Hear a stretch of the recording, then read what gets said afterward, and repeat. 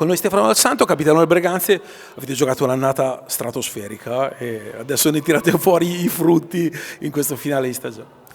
Sì, colgo l'occasione per fare i complimenti a tutti i ragazzi, all'allenatore, insomma anche alla dirigenza che ci permette questo, perché l'annata è lunga e penso che tanti vorrebbero essere stati al nostro posto, non è stato facile, comunque il lavoro in settimana poi paga, ovviamente ci saranno le partite più fortunate e meno fortunate, però io sono dell'idea che il lavoro paga sempre, quindi bravi tutti quanti e dobbiamo tenere questa testa, questi ritmi, questa mentalità. Avete 8 giocatori esterni, anche perché quando entrano un po' i più giovani, mi viene in mente Antonio Tagliapietra che è un 2007, però il livello non si abbassa mai nella tua squadra e giocate, quando alzate la velocità, insomma in questa categoria fate la differenza.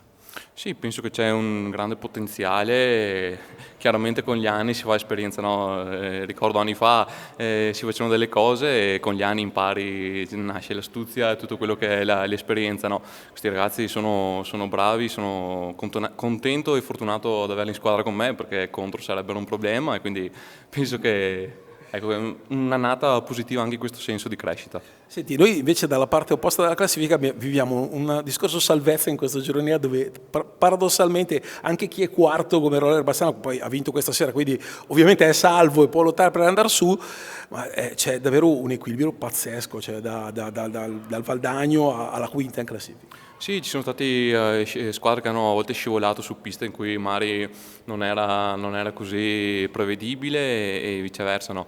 Un grande equilibrio, noi siamo contenti di aver tenuto l'acceleratore premuto all'inizio per tirarsi subito fuori dalla bagarre, perché sappiamo, l'esperienza anche dall'anno scorso a 1, quando sei in fondo lì non è mai facile, la testa è nervosa e non si gioca mai un hockey pulito, non è facile. Poi chiudo Stefano, questa è brutta perché sei uno dei più vecchi della categoria, perché fondamentalmente giochi con 2008 contro 2007.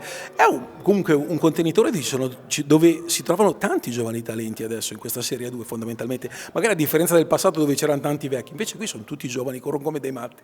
Sì, l'hockey è cambiato, diciamo che si vedono sempre meno giocatori dai 30 anni in su, soprattutto in A2, vedo che mi sento vecchio, nonostante 32 anni sia ancora una carriera tutta aperta, no? Però è anche stimolante giocare con i giovani, ti tengono allenato e quindi questo mi rende ancora più tenace. Indubbiamente, grazie Stefano. Grazie a voi.